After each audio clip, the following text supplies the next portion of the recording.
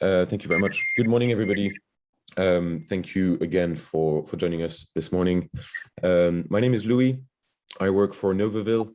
We're one of the founding members of ACTE, and I'm very, very happy to get the chance to moderate this discussion this morning, a discussion that seeks to address the question, is engaging 450 million Europeans an impossible challenge?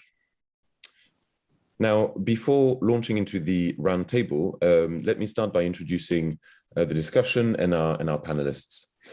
Towards the end, we're planning to leave some time for a more direct Q&A. So to everybody in the audience this morning, feel free to actually ask any questions in the chat that you may have for us. We will read them at the end. Now, the EU's faced lots of very serious challenges over the past few years, as we all know, from the financial crisis to Brexit or new flows of immigration. But one of its greatest challenges at this time is probably still to be understood, supported, let alone liked by a majority of its constituents. This is a question of survival for the EU, of course, because without a common understanding about our need for the institution, what it does for us, what we want from the EU going forward, the risk is that it will simply lose relevance and disappear. And indeed, voters in some member states, as we all know, have already turned their back on it. To help address this, the EU has launched a new initiative this spring called the Conference on the Future of Europe. This is a bid to reach out to all Europeans and ask them to shape the Europe they'd like to see. This is co-managed by the EU Commission, Parliament, and the Council of Ministers. Directly involved in driving the conference's effort day to day, as a member of the Secretariat, is our first panelist. Let me introduce Angel Beremliski, who has over 6 years experience working as a project manager with the European Commission. So thank you very much for joining us, Angel. A member of the European Parliament, also part of the working group contributing to the conference, we're joined by Helmut Scholz from the German party Daillencourt. Mr. Scholz is also a delegate for EU relations with various countries, including China, Moldova, Belarus, and the United States, and a member of the Committee on Constitutional Affairs. Thank you very much for joining us today as well. I'd also like to introduce Yannicka Ilikariola. Yannicka is a member of the European Economic and Social Committee. She writes opinions for the committee on a variety of topics, and in the context of the Conference on the Future of Europe, one of the committee's role is to find potentially relevant partnerships with other institutions and organizations. I'm sure she'll tell us more about that later. So welcome, Yannicka. In the years prior to the conference, one of the ways in which the EU has tried to address its sort of lack of feedback and engagement or relay at a local and regional level was to establish the European Committee of the Regions. This is a consultative body of 329 members, which are all part of their local authority in a member country. The Committee of the Regions directly provides opinions to other European institutions on issues which affect their local area. And it can lodge legal challenges at the ECJ on matters related to subsidiarity, for instance, since the Lisbon Treaty. A member of the Committee of the Regions since 2003, so nearly 20 years, and part of the Commission for Citizenship. We're very pleased to have Declan MacDonald joining us today. His latest opinion was titled Local and Regional Authorities in the Permanent Dialogue with Citizens, and it was adopted in October 2020. He's a current member of the Council and former mayor of Galway, which is on the west coast of Ireland, and he has loads of learnings and suggestions to share with us from his experimentations in the field a little bit later. Let me just say a quick word about some of the people who convened this webinar. So all our founders of ACTE, or the Association Civic Tech Europe, we're a body made up of civic tech practitioners from all over the EU. So we're the people and the companies who, on the ground, are working with local authorities, which could be cities or regions, sometimes with NGOs and charities as well. And we work together to gather collective intelligence for the benefit of decision makers and the people they serve. So in our panel this morning, we have Franck Escoubès. Franck's company Bluenov has provided a lot of the analysis for the so-called Great Debate, the Grand Débat, which took place in France in 2018. He'll be able to reflect on that experience and tell us about what he's done to analyze such a trove of data. He's recently published a book called, well, transliterated into Democracy Differently, or La Démocratie Autrement. And I recommend you read his profile, which was published in West France this week as well. Another one of our panelists this morning, Chloé Pahu from Civocracy. So Civocracy is a civic tech platform and advisory. Chloé will tell us about how different companies with different methodologies and approaches have in the last year collaborated to provide a very rich and very colorful report on the world that we'd like to see after the pandemic. And finally, let me introduce Axel Daucher, the founder of make.org, who will provide concluding remarks in just under an hour now. Make.org jointly organized a campaign in 2019 called We Europeans. There was a consultation about the future of Europe already, in which 1.7 million people took part, and 10 key propositions emerged. So the launch of this conference is a very good opportunity for people like us, for civic tech practitioners who are on the field, to ask decision makers at the EU what they've been doing, what they're doing currently, how they're doing it, and talk also about how we could help. And so today we're going to try and keep the conversation focused around certain key pain points that the EU might encounter in trying to engage 450 million citizens. These can be things like representativity and volume, multilingualism and access to communities, and finally, analysis, feedback, and governance. As I leave the floor to you, our panelists, I would like to suggest by starting actually by making sure that we'll understand what the Conference for the Future of Europe's goal is, what it's really trying to achieve. The conference aims, and I quote, to open a new space for debate with citizens to address Europe's challenges and priorities, and to give them a say on what matters to them. So my first question to the panel would be, how is the EU actually going to determine whether the space opened is wide or deep enough? In other words, by what standard is the EU going to judge whether this conference has been a success or not in the first place? And I thought to kick us off, perhaps Helmut or Engel would like to come in on this. Do you hear me? Yeah? Yep. Okay. Yeah, thank you for the question.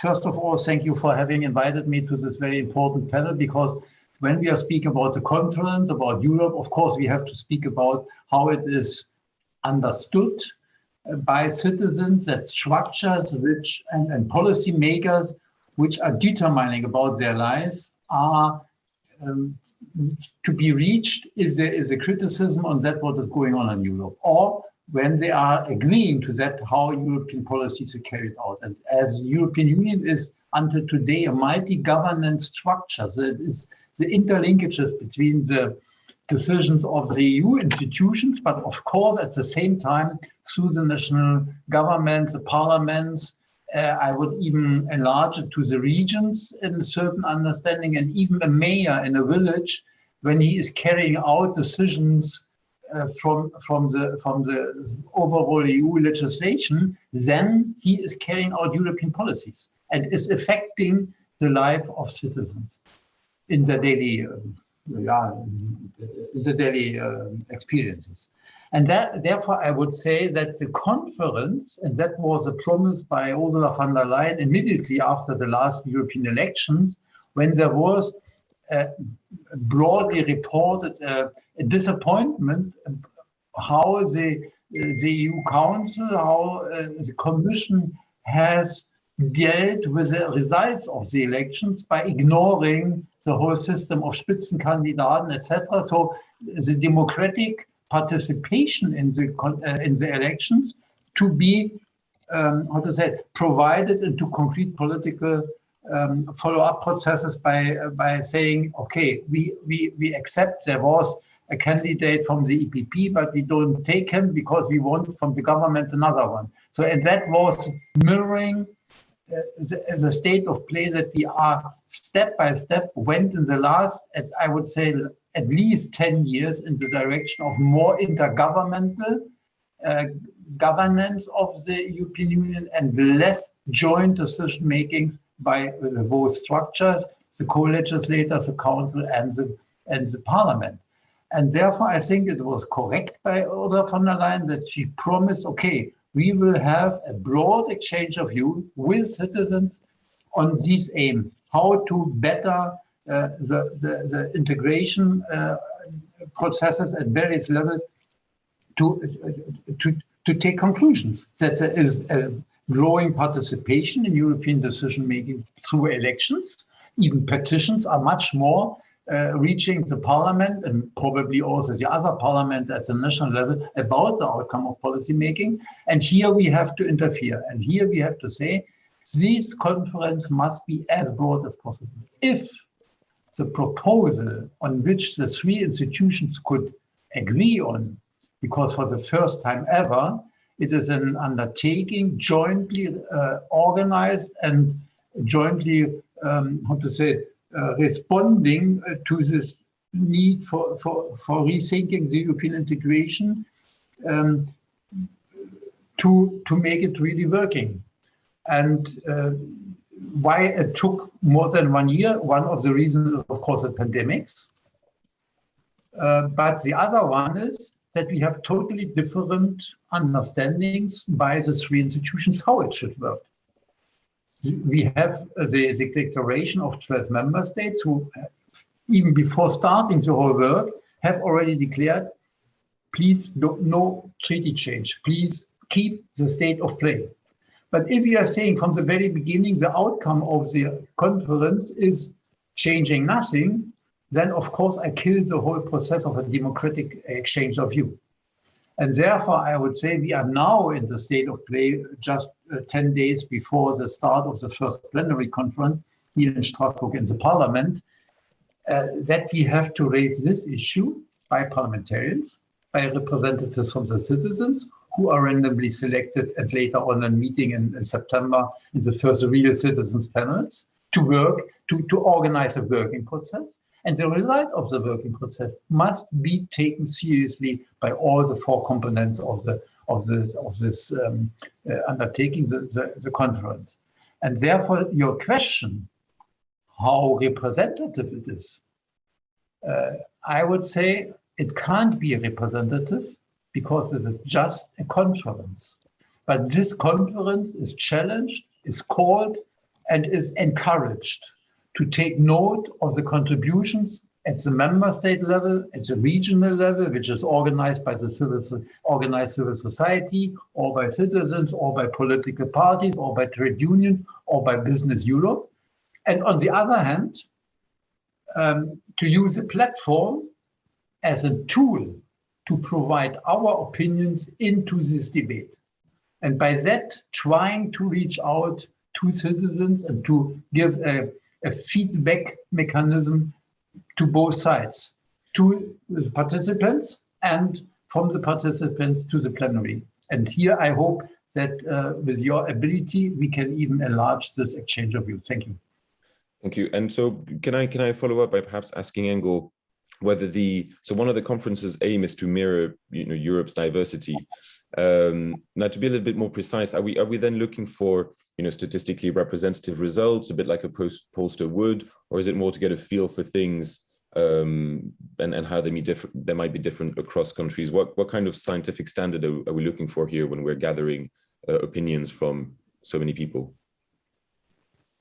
Well, let me start by thanking you for organizing this interesting webinar and for having invited me in particular as representative of the Common Secretariat. Let me also clarify for those of you who are not entirely familiar with the setup of the conference, what the Common Secretariat really means and what it does. The Common Secretariat is the let's say a joint structure by the three institutions where members of the staff, basically officials of the three institutions, sit together and they support the work of the executive board of the conference in of course, planning and rolling out the conference itself. So this is our task, more or less. Then, secondly, the member of the European Parliament, Mr. Scholz, also invoked, and you yourself as well, the pandemics and what the effect, let's say, it had on the conference. It indeed postponed the planned start of the conference, but it also, in a way, opened the window of opportunity, because it clearly showed that what level of interdependence and how much intertwined actually the EU member states and EU citizens are in many things that affect their daily lives, especially in the field of health, of course, but not only, economy, etc. So the pandemic was quite a disruptive from that point of view, from that perspective, phenomenon. So we feel a bit, I mean, not only the Common Secretariat, but all the people involved in this process, because the conference, it's an ongoing process of dialogue with between let's say the citizens in the first place, but also involving the EU institutions and also the other intermediate levels, like civil society organizations, local and regional authorities that have been all evoked before. We feel very much like pioneers in a way, because this is an unprecedented endeavor, the one we have embarked on for the EU in terms of scope, scale, method, and probably ambition. Because not probably ambition, because it is really, as you said, an attempt to create, to open a debate with as wide as possible part of the EU citizens on the things that matter for them, and on the way they would like to see Europe in the future. So this also follows and reflects what the tendency, the current tendency is of people wanting to have greater say on things that matter for them in terms of policies, but also in terms of having a dialogue with institutions. So this is something that we all see has been probably accentuated by the pandemic. So this is also a very an important element in to consider in the whole context of the conference. Of course, in order to do so, we need to have a kind of a innovative approach to have this as wide as possible debate. And there, of course, civic tech tools are very much at, let's say, the heart of the solution, because we have launched this multilingual digital platform, which is the digital hub of the conference, where people can basically contribute with their own ideas, sharing their own ideas, but also the thousands of events. We have already close to 1,000 events registered on the platform, which also contribute with their ideas, with their reports, feedback to the whole process of the conference. So just to mention figures, like there are 16 already thousand participants registered. Probably more, even more, if we consider the participants in the events that are taking place under the umbrella of the conference, and also close to 4,500 ideas already shared. So these are, of course, important numbers, but we need more. We need to also accelerate and step up the efforts of reaching out to as many citizens as possible. And there, of course, the help of civil society, of local and regional authorities, different stakeholders is essential in order to spread the word and to make people participate. In terms of statistics, well, in representativity, certainly we are analyzing constantly the content of the interactions on the platform in order to see, for instance, if there are categories or let's say different parts of the society that should be, for instance, further incentivized. This is something that is constantly done. But it's beyond the platform. There are also the citizens panels that Mr. Scholz mentioned, and the citizens panels, for instance, they are by nature composed of randomly selected citizens, and there, of course, the element of let's say reflecting the diversity, the sociological diversity of the EU is essential, is central to the selection of those citizens. So we have certain criteria, like, for instance, the geographic location, the age group, the gender, of course, gender balance, the socio-economic background, etc., etc. The presence also of the representation of young people. As you may have heard, that there will be at least 1/3 of the citizens will be between 16 and 25 years. So these are all elements to ensure as representative as possible and as wide as possible debate. Very interesting. Thank you very much, Engel. On that same topic, so you said you had 16,000 contributions already. I'd like to turn to people like Frank, for instance. From your understanding in your participants, 16,000 participants registered on the platform. That's right. Indeed, that's what I'd written down. Frank, do you think we need a minimum amount of responses from different places? You know, how much is enough when we're trying to do a multi-channel consultation in that way? Yes, thank you, Louis. Can you hear me well? Hello, everyone. Very pleased to be here today. Yes, indeed. We as Blue Nov, we had the privilege to analyze the Grand National Debate in France, launched by Emmanuel Macron at the beginning of 2019. So we were exposed, I think, to most of the difficulties and the pain points that can be experienced in such a large-scale consultation. And therefore, I think it's important to understand maybe what are the key questions to be raised before launching such an initiative, such a large-scale pan-European multilingual initiative. And I think the first question to be raised is, what is it that we want to get in the end? What kind of deliverable, what kind of output do we want to produce at the end of the consultation? Do we want essentially to organize a representative consultation of Europeans on priorities and challenges? If it is the case, it will be important to be able to measure consensus, dissents. It will be critical to map out what people think. And if it is the case, then it's important to have volume and representativity, obviously. But it can be something else that is also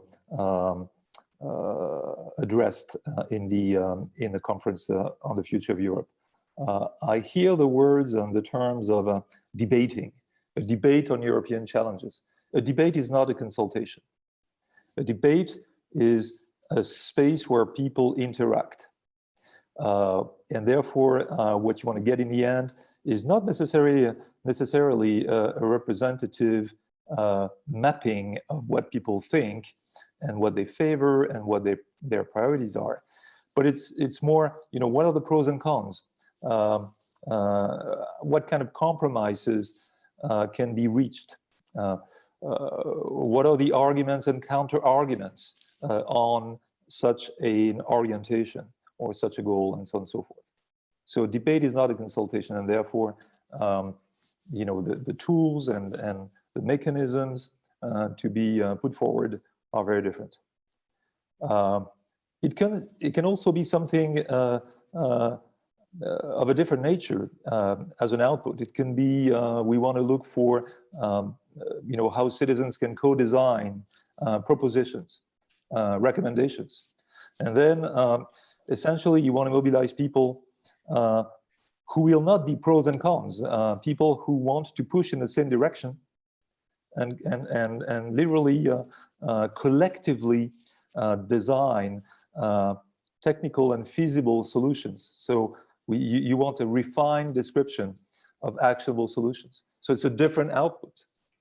And last scenario is no, we none of the previous scenarios that I mentioned are actually critical. What we want to get in the end is a community of European champions. You know, local opinion leaders that are committed to engage themselves proactively, proactive communities of interested parties, community organizers that have been identified and that can become what I call, you know, potentially European champions. So what I want to say through this sort of categorization of objectives is they're all different objectives. They mean different tools. They require different tools. They require different methods. They require different tools and deliverables. They require different KPIs. So it's important to strictly define what kind of deliverable you want to get in the end. So that's why, sorry, Louis, it's a long answer to your question about volume. I don't know, you know, what is the magical number, because I don't really know what the end goal is. What I can say, and I'll conclude by this at this stage, what I can say is that there's a list of pain points that you will come across over the next 2 years. I understand that the conference on the future of Europe will last somewhere between 1 year and 2 years, as far as I understand. First pain point is indeed reaching, I would say, a critical mass and the minimum volume of contributors, that's for sure. How many people do we need for the conference to be satisfying?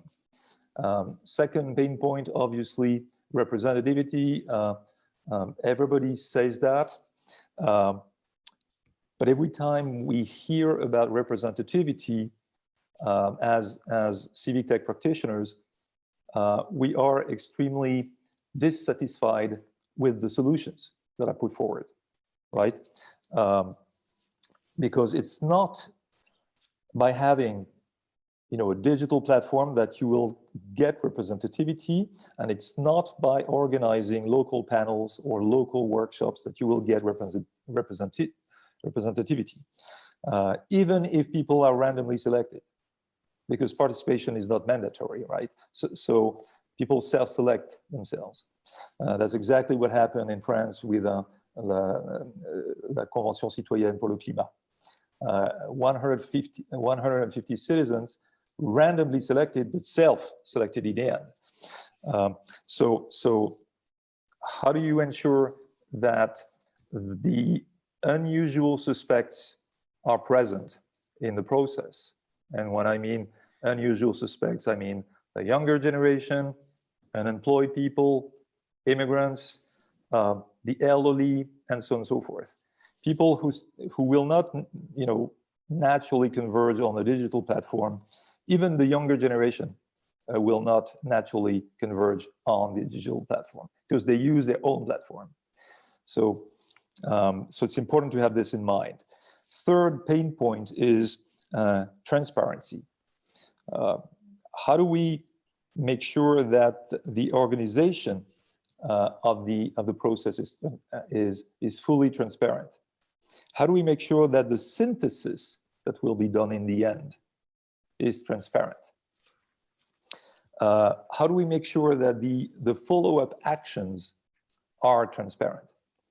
So the question of transparency has been absolutely critical in the grand national debate. And last but not least, the analysis. What kind of analysis will we carry out, or will you carry out, of the contributions of the various constituencies? I'll be ready. I don't want to talk too long, so I'll be ready to go back on this topic of the how to compare the outputs of different channels, considering the fact that it's technically not possible to compare verbatim from different channels that have been produced in different contexts. I'll zoom on it when we have time. I think we'll definitely come back to that point, because it's one of our key topics for discussion, perhaps a little bit later. I did want to thank you for those points, in particular around the idea of, what is the objective? One of three. Is it creating this community of European champions, coming up with a representative sample of opinions, or even potentially co-construction of laws? I'd like to bring Declan in at this point. Declan, you've said that you think the conference is an opportunity to rethink and reform the way that the EU functions and is perceived by citizens. So you definitely see this as a very big undertaking and big opportunity. Do you have anything to say about the citizen network that you've been calling for in your last opinions, and how that might interact with the conference on the future of Europe? Thanks, Louise, and I've listened very interestingly to the panel. Some I agree with, some I don't, and that's where politicians come in. They never agree on everything. So, and I agree with Frank that this cannot be just about politicians. But I'll start by saying thank you for the opportunity to be part of this panel discussion, and how European institutions and civil tech organisations can gather to reach the common goal of engaging all citizens in the EU. As outlined in my draft opinion, which was agreed at the COR plenary last October, I share the sentiments and ambitions of the European institutions. The conference must be a public forum for an open, inclusive, transparent debate with citizens, regardless of geographic location, age, or background. The pandemic has brought unprecedented ways in which we learn to adapt, become smarter, and think outside the box. I now urge all of us as elected politicians to seize the momentum and to ensure that the European Union becomes more adaptable. The Conference on the Future of Europe must strengthen participatory democracy in the EU. This means that it must ignite and pave the way for citizens' voices to be heard on an ongoing basis. It is simply not enough for democracy only to be played out at election time. The civic tech industry has such an important role to play in ensuring this change. As local and regional representatives, we are closest to the citizen, and we must ensure that when this pandemic is eventually over, that we have guided our citizens to a fuller and better understanding of the benefits of the EU, as well as establishing ourselves as their voice in the EU, to which they can share their concerns and be sure that they can be heard. I would urge the civic tech industry to work alongside, in partnership with the local and regional authorities, to come up with innovative technology solutions to ensure that citizens have tools to engage with EU institutions. The COR has on a number of occasions called for the establishment of a mechanism which provides a permanent dialogue with citizens, and in my opinion, I have outlined how this could be done, because I believe that unless we're prepared to hear directly from the citizens and listen to their concerns, we cannot adequately address them. And the idea I had in the opinion was that a network would be set up, that it would be funded by the Parliament, by the COR, by the Council, so that people could feed into this network, and that we would listen to their questions, we would answer them. And that's the big issue that I have with politicians. We listen always at election time while we hear on the doors, but actually do we respond? We're elected, it's 5 years' time, and we forget about it. And Frank is probably right in some of what he said. But I think we need to think outside the box, as this pandemic has forced us to do, by engaging citizens in new innovative ways, be this through traditional type education programs, or by informed participation through sporting clubs, through culture, and through the arts. Using digital technology will be a key aspect of this engagement. Citizen engagement must take many forms and must be ongoing with a clear feedback mechanism. It cannot be a one-off going forward, ensuring a strong, diverse, democratic EU requires that citizens are at the core of the process. And one of the points I would make, that in a certain poll taken out a number of years ago, it was found that local and regional representatives are trusted more by people rather than the EU institution, or in particularly central government. We are calling for an economic and social recovery from the COVID pandemic. This will require the European institutions and member states to work together to ensure that the EU can truly deliver for citizens by protecting health and well-being, the environment, jobs, and ensuring equality of our opportunity for all. Doing this effectively means engaging with all our citizens in a meaningful way. In summing up, the European Union has launched a number of vital initiatives, but we need these to be available to regions and cities, and not only held by central government. We need to ensure any assistance is flexible to the needs of the regions, and I represent a region that almost 1 million people, and I'm the only representative on the COR from that region. So it creates a huge difficulty for me. We have to be able to deliver in that city or regions, communicate clearly to the regions using the expertise of the civic tech industry and engaging meaningfully with the citizens.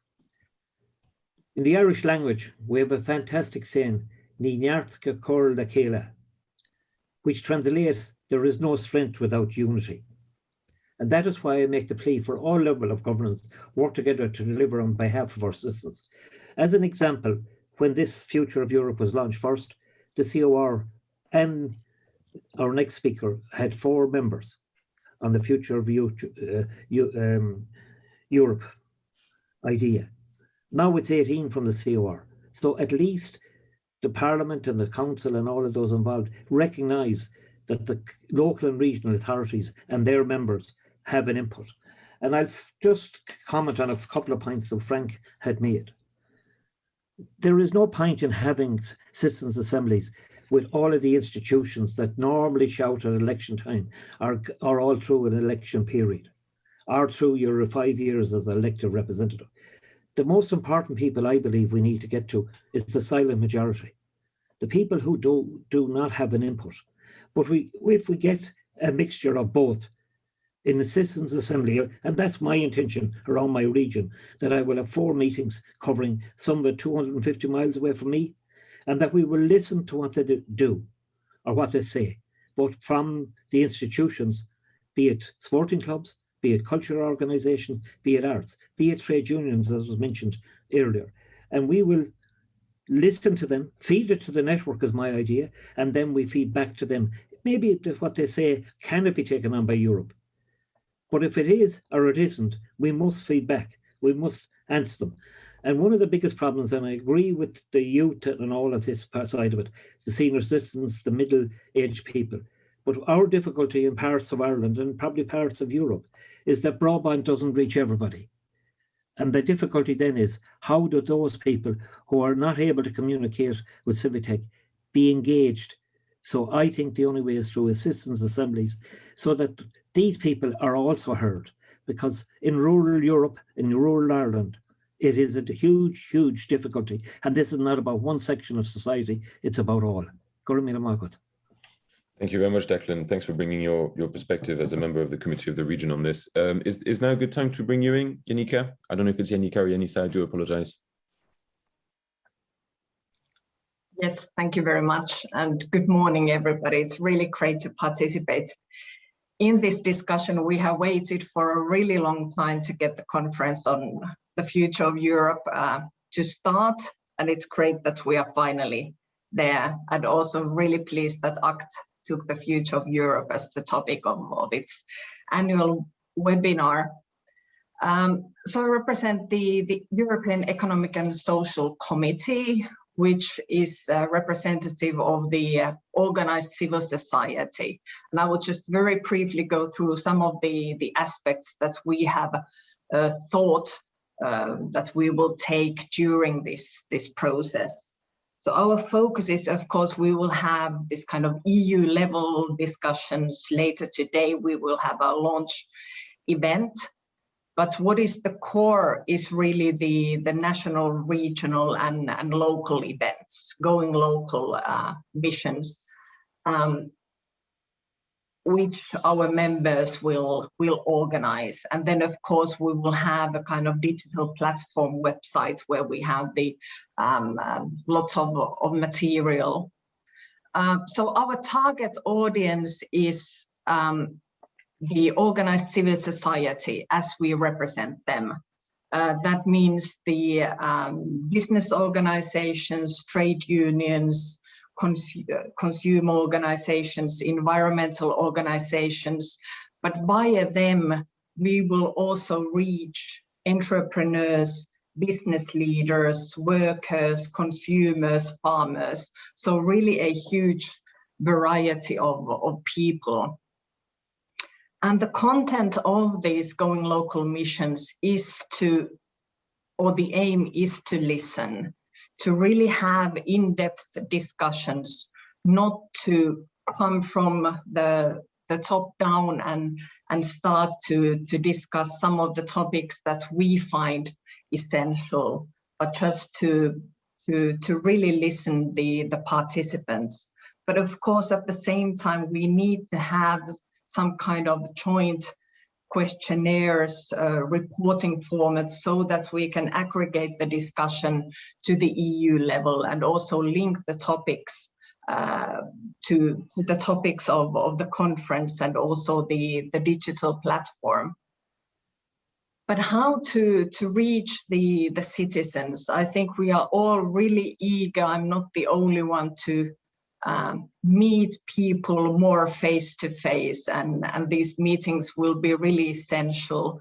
But I think during the COVID pandemic, we also took really a digital leap, and we are so much more used to using all kinds of digital platforms.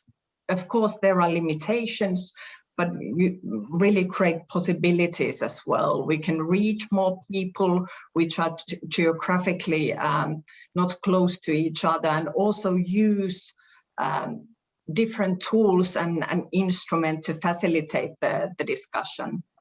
But I think the aim is not how do we reach technically as many people as possible, but also how to get them interested, how to get them engaged. We don't want to have just experts sharing their views. And I think here also the various tech tools can make really a huge difference. And the process in itself, I think it's really valuable, it's really useful, but it's definitely not enough. We need to have a proper follow-up process to demonstrate to citizens and participants that we really take this process seriously and not just report them back the end result of the discussion. Of course. And still very briefly, how do we get people engaged? I think here the partnerships are really essential to have, for example, in the ESC case, kind of national, regional, economic and social councils, national members of European movements in international youth organizations, to have partnerships and collaboration and I think it varies from one country to another. So I think the follow-up is really essential, and just to have the bottom-up process. Thank you. I think we'll briefly mention the follow-up towards the end, just being mindful of time. I also want to bring in Chloe, still on that question of the ways and means of reaching out to people. I understand with the Après Maintenant campaign, we're talking about lots of different methods, lots of different questions asked, and actually lots of different sorts of data gathered. So I'm interested in hearing a bit more about how you went about doing that, and perhaps then Frank can come in to explain about how he dealt with analyzing data in different formats and coming from different places. So perhaps Chloe for a quick chat about, quick explanation on Après Maintenant. Yes, hi everybody, really happy to be here. I would have so many questions and inputs to give to the previous comments and inputs, but I want to spend more this time to present what we did last year with like several ACTE members and other members from the civic tech space in France, because I think it will illustrate the power of like joining forces when you have like starting like big questions. So last year was about the world we want after COVID. So just like a step back, in March, the whole world came into lockdown. At Civocracy, we were thinking with the team, okay, what can we do? We had about 30,000 French citizens on our platform, and we thought that we could feel like people had so much to say. It was really shaking us at the really core, right? Like, what do we want, what we don't want anymore? So we wanted to leverage our expertise and technology to ask a simple question: what do we want for the world of tomorrow? That we launched. And we saw very quickly with one of my other civic tech friends from an app named Toguna, that actually in France, many similar initiatives were popping up at the same time from different technology, asking the same question. So a few of them were are here today from the ACTE community, but also some parliamentarian asking questions on Facebook, some people using Typeform. So all of this initiative had this similar question, and they really wanted to raise awareness and bring like the voice of their community, their member, into the debate. So we decided with Marc-Antoine that instead of like everybody do it in their corner, at least we could mutualize the outputs, like really put together the contribution, because every initiative was using their own methodology, explaining how they were collecting the voice. All of us kind of were very committed to bring the result, explain how we bring the result and bring them to the decision makers. But we thought if we can like put at least all of those outcomes in one place, it would like multiply the effects, enrich the diversity, because all of us have different methods. Some of us were very local, regional, national. So we created one umbrella website where we listed all those initiatives. In total, there were 17. We had two principles to be able to be listed. Was you have to put all the contribution in open source, so it could be auditable by like everybody, and you have to explain very clearly and simply your method of collect. So you have many kind of tools. You can do like a quantitative data with questionnaire. You have more like debating form, idea box, sometimes just voting. So the idea was like for people to explain what did we ask and like in which form. In total, we had about 300,000 contribution in 2 months and a half. So that was pretty amazing. But I think one point I want also to underline is the reach of this community, because on all the inputs I heard today, I think one thing what is very crucial in what we do is like an innovative and better way of creating awareness. Because I think institutions spend a lot of money, and it's good in communication campaign, but it's really complicated to understand like what people understand of it. So when you reach big consultation or like a big discussion debate online, you actually, even if people don't subscribe to your platform, even if people don't contribute, because of course like there is a lot of people you reach, then people subscribe, then people contribute, is not as many, but still the people that saw it, you take, and it's like there's science behind this, you take so much more ownership when you have to ask a question. So I think Europe is in desperate need and create like collective awareness, and I think every national level it's true too. So that was also for me a really interesting way of doing it. The other thing I wanted to underline is the fact that it was not always easy to align all the initiatives, but because there was the same question, we saw instantly like the use of like really joining forces to bring and align on the base principle. And it was so actually impactful that after a few weeks, the French government identified us like really quickly. We were also, of course, doing some smart lobby on the backside to make them aware what was happening. They mandated to Blue Nov, which already like took care of the great debate, an official analysis of the contribution that they delivered to the citizen, that they brought to the government, that we were also able to present. Last thing was what was absolutely fantastically amazing is in all of our platform there was such a great consensus. So actually us using different kind of reach, are not all the same segments, the same regions, not the same tools or like methodology, the inputs we got were like really similar. So of course, we were also able to identify the dissensus and the friction were really important to put in the open. But like really, there was a fantastic way of like showing actually what people really want and didn't want for the world after COVID. And it's I really like personally highlighting consensus, because on social media today, this is always the opposite. You highlight dissensus, and this is what media are like highly broadcasting, where at the end, when you ask about the future of Europe, especially among the youngster, people do want Europe. People are craving for Europe. So if you ask this question and back people on it, and I take the point on Declan though, that we are one of the solutions, Civic Tech, we are not everything. We are part of the puzzle. There is so many other ways you have to do it to get the voice of the silent majority. But like really, there is a fantastic, if you create the right awareness, desire, or at least appetite. Like there is criticism, but appetite for Europe. Thank you very much, Chloe.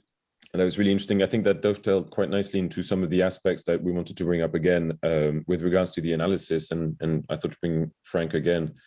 How do you deal with coming up with, succinct propositions or an analysis of data that's coming from different places and different formats? Have you got anything to say about that? Yes, for sure. I think indeed that we shouldn't underestimate the challenge of the analysis phase. Typically, when we start a large-scale consultation, we tend to focus on engagement and make sure that there's a lot of people contributing, and engagement becomes the number one critical success factor. But very rapidly, we realized that engagement, of course, is not enough. You need to do something from the result of this commitment and engagement of very many people, and that's called, analysis. Taking the fruit of the collective discourse and making sense out of it, and that's where it becomes, challenging. I listed rapidly a few pain points initially. It's one thing to have, the addition of pain points. It's another thing to combine these pain points together, because they create dilemmas. I'll give you a couple of examples. If you want to increase representativity, you need to have a multi-channel strategy. So you need to have a digital platform. You need to have local events, regional events. You need to have plenaries. You need to have different forms you might need to have online surveys, quantitative surveys, and so on and so forth. So a multiplicity of channels. But multi-channel means data that are not comparable. I'll give you an example. If I have an idea that is supported by 1 million votes on the one hand, and another idea that was spontaneously expressed by 2,000 people, in an open debate or in an online debate or in a plenary session, well, what do? How do you compare those? 1 million on one hand, 2,000 on the other hand, right? So you can't compare those two. And for one very clear reason that most of the observers neglect, which is the fact that when you ask a question, you ask an assisted question, you create automatically a very strong level of support or lack of support. So in the grand national debate, I'll take an example. Spontaneously, people expressed their willingness to re-establish the wealth tax in France. When they did that spontaneously, only 10% of the people spontaneously expressed the need for reestablishing the wealth tax. If you ask people, are you in favor of reestablishing the wealth tax in France?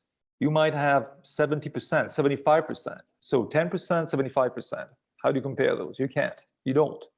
Or if you do, you create a distortion, right? A bias.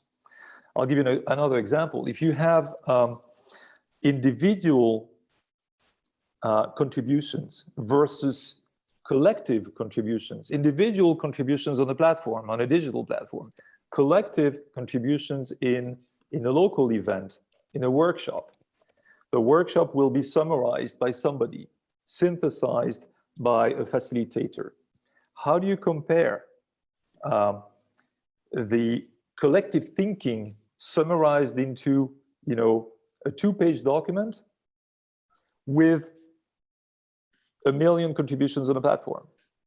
It's impossible. Yes. And not only that, but what we observed in the grand national debate, I'll conclude on this, we realized that people, when they expressed individually, they didn't say the same things as the people gathered in a workshop.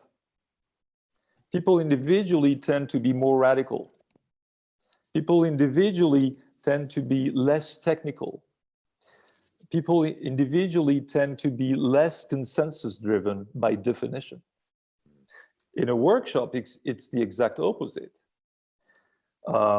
You narrow down the scope of the solutions or the scope of the problem to what people collectively think. So you have a width and scope of stakes and challenges and solutions that is more limited in a collective gathering. But you have more technical and more constructed solutions. So these are, and I could multiply, you know, the examples of these dilemmas. You know, how do you compare online contributors with the offline contributors? They're not the same people. They don't have the same socio-demographics. Sorry, Frank. I think this was something that Engo wanted to come on in. I'm just being mindful of time. Is that something you'd like to say something about? Yeah, actually, thank you, Louis, and thank you, Frank. Very interesting discussion indeed. Just on this point of the multi-channel collection, and then how to compare, how to basically put together what you receive from those channels. Indeed, the conference, the structure of the conference reflects exactly what Frank was saying about the multi-channel debate, because it's not a consultation, it's more a debate through the platform. So it's a wide tool. To the platform you associate also the national local events, including panels. There can be workshops, there can be webinars, there can be different types of participatory events, but there can also be panels in or assemblies, citizen assemblies in the way we know it. And their contribution and their reports, this is also an answer to one of the questions Yannick raised, the report comes back to the platform. And it is part of the analysis that is done on the content of the platform. So this is, I think, an important element to take into account. It's not only offline, and it also allows them to reach out to larger population, including that part that is not immediately, that does not have immediately access to a digital tool, which was also what Mr. McDonald said. So importance of local events indeed is essential, it's central, but then it is equally important to report back from those events to the platform so that the contribution is taken into account in the final outcome of the conference. And there was also a question in the chat. I'm sorry, but I have another meeting starting already now. There was a question on the tight calendar timeline of the conference and an indicative deadline by when it would be useful to contribute to the platform. Well, the conference will last less than 2 years. Unfortunately, it will last until spring next year. At least this is what the expectation is in the joint declaration of the 3 presidents. And the timeline as it is agreed now envisages that it should conclude its work sometime in March next year, possibly. So I would say that for the platform, it is essential that the contributions are actually made by the end of this year, so that they can also be taken into account. This is also the other part of the answer to Frank's question about the different type of contributions, or the recommendations and the co-designing of solutions, because the contribution of the platform will then feed into the citizens panels, the EU-level citizens panels, the 4 that I mentioned, and then from there, their recommendations will be then discussed also in the plenary. So this is let's say, the sequencing of the reporting mechanism. So sorry, but I have to. But very, very interesting indeed, a debate also from a technical point of view. Thank you. Thank you, Ingo, for joining us. I'd like to perhaps continue that discussion just before I hand over to Axel for his concluding remarks, talking perhaps to Helmut about, because you're a member of the Constitutional Committee. So the question I had for you, Helmut, was, what plans for the future of the conference itself? In other words, is this going to be a one-off exercise, or how are you thinking of turning this into a repeat exercise? How could it be, integrated with the way that the EU works on a recurring basis? Mr. Scholz, if you'd like to comment on this, otherwise anybody else who has an opinion. Yeah, thank you for the question. I mean, I have not the glass with me to look in and to predict the future on that issue. I mean, a lot will depend on the follow-up process. So what we are discussing in the conference and taking on board all the different opinions, either from the digital platform or in parallel fora, in the member states, in the regions, the national governments and the parliaments are called to organize also national panels, citizens panels. So I mean, it is a much broader undertaking than only the 450 participants in the plenary conference and the 800 in the citizens panels. So, and I think that is even the precondition for making this exercise, this undertaking, a successful undertaking. But what I want to stress is that from my point of view, this opened window of opportunity must be used. So if we don't take this chance now with the awareness where we are seeing also with the pandemic that we need new and permanent structures of citizens' involvement in the decision-making of the European Union. And I'm the rapporteur of the European Parliament for a report from the Constitutional Affairs Committee, which is dealing with citizens' dialogue and the participation of citizens in the decision-making. I think we will fail. And so I think I'm a politician, so I have to be optimistic that even this undertaking can lead us to a new height of realizing the complexity of decision-making in all political fields. So when we are speaking, for example, on the refugee issue, why we are not able until today really to discuss together with citizens how we want to solve this problem.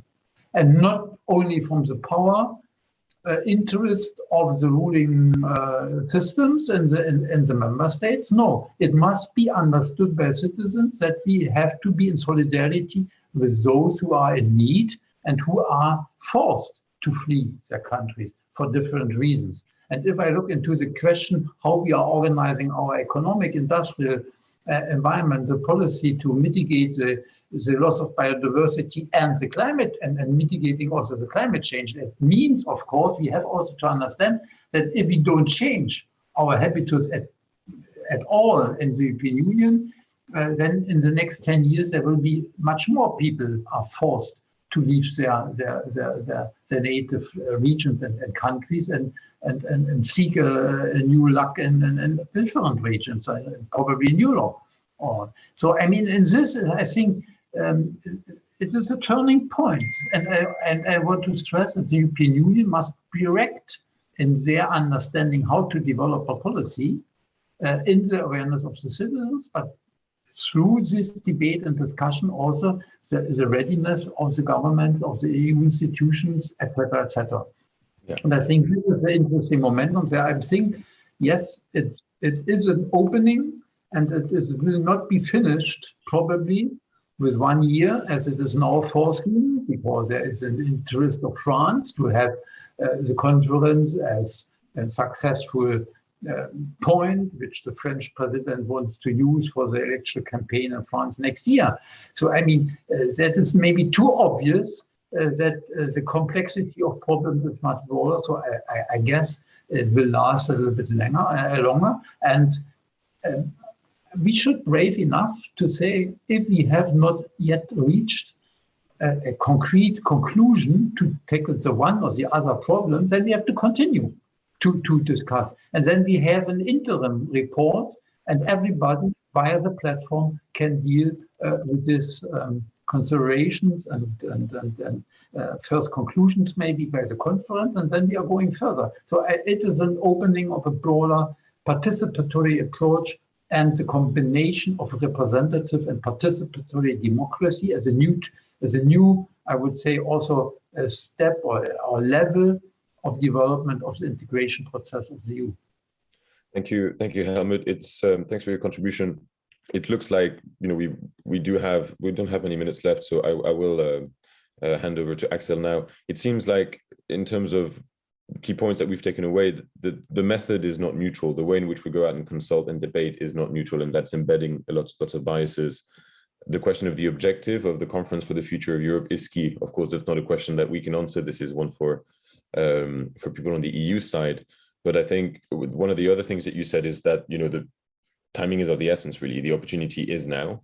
And lots of civic tech practitioners like ourselves can reach out into their networks, because we work with local authorities every day to try and spread the message, raise awareness about the conference, and even potentially directly work to gather some of that feedback through different methods.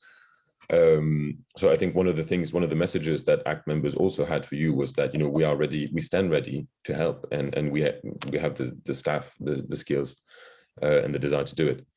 And Louis, maybe appear once more shortly only, even more, maybe even explicitly. In the 90s, or in the beginning of the zeros of our century, we discussed a lot of Europe of citizens and Europe of regions. And in a certain way, we lost this debate because we have concentrated it in the hands of the member states. And Understood. What I want to introduce as an idea, that we should look beyond the traditional ways of how we are dealing with complexities and to come to decisions. So why not introduce again the idea of regions, what we can solve in the region? There's also the question of the subsidiarity, so that we are not everything concentrating by looking, but what concrete and precise issue we have to tackle together, because it is a joint need for us to solve the problem, and where we don't need this overall framing from Brussels and Strasbourg. So that, I think, should be also discussed in the conference, so that we are bringing policy making nearer to the citizens. So it's not a bubble somewhere in Brussels or in Strasbourg.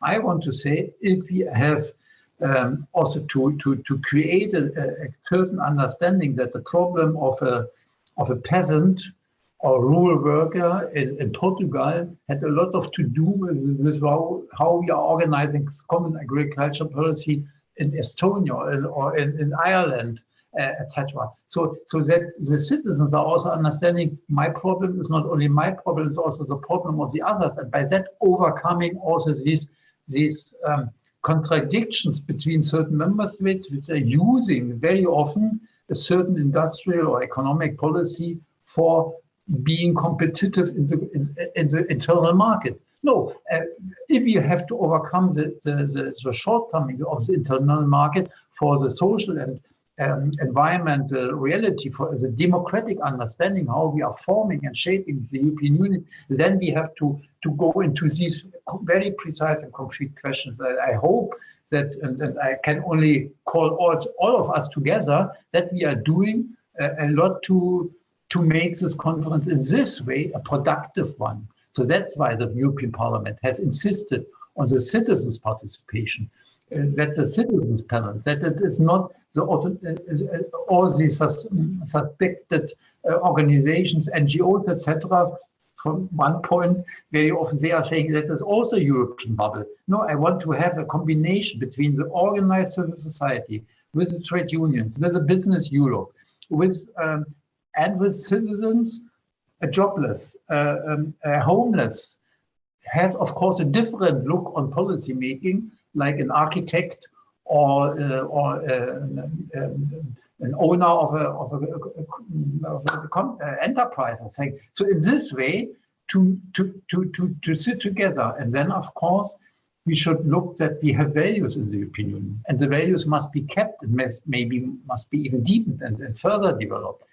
And we should not give up the word peace, solidarity, social justice, future-shaped solutions, so that we are also able, with these common values we have in our European Union developed, which are embarked in the fundamental Charter of Rights, and in this way, I think, to make it more touchable for everybody.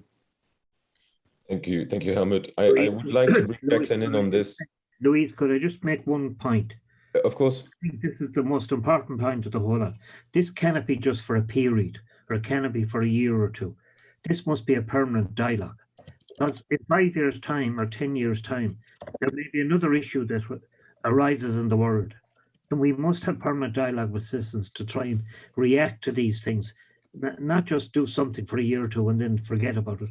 This must be a permanent dialogue with the citizens, because if ever there was a time that the EU are recognized for because of the way they distributed the vaccine, etc., they are in a good place.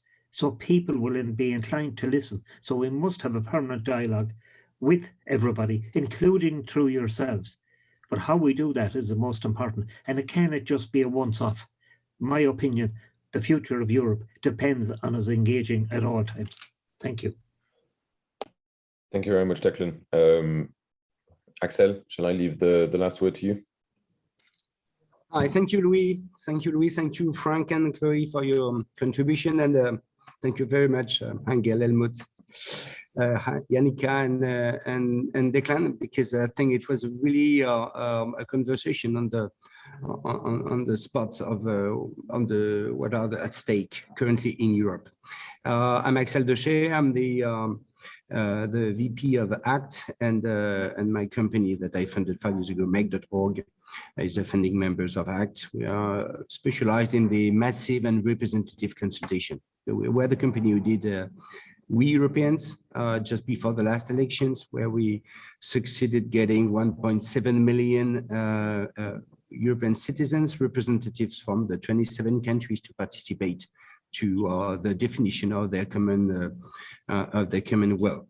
And we also currently work in France for the COFOE, because we are doing on the young people, we're doing a consultation on 50,000 young people, and that will generate 500,000 contribution, which is huge, and that will be included, integrated into the main platform of the COFOE through the GRC. So we're working really close to the COFOE currently. If we look at the current status of the COFOE, the results are not at all at the level of the expectation. There is currently 16,000 people contributing, which is something like 0.004% of the European population. Even if you had 1,000 workshops and events everywhere, you will never reach such need space to call the COFOE a conference for the future, a citizen conference for the future of Europe. So, and even if I'm contributing the 500,000 contribution from my French operation, there will be only French. So it's even worse, I would say. So there is many stakes, many issues to be solved. And the big signal today is it is still time. And we can help. We can help in four main directions. We can help to reach massivity and representativity, and to, at the end, reach the silent majority. We can help to build diversity, and then reach and get the contribution from the farthest from Brussels. We can help into the local activation, and the fact that on the field, there is a lot of things which make Europe less vertical and more horizontal, more close to the people. And at least we can help into the transparency of the analysis. Analysis is just not a word, it's really a deep process. And we believe we can help on that direction to build not only results, but legitimacy.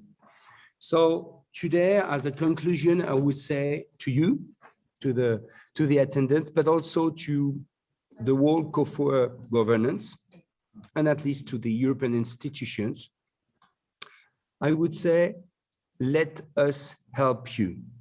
Not as another civil society contributors that will build events in the platform, but as partner, as expert partners to make COFOR a success.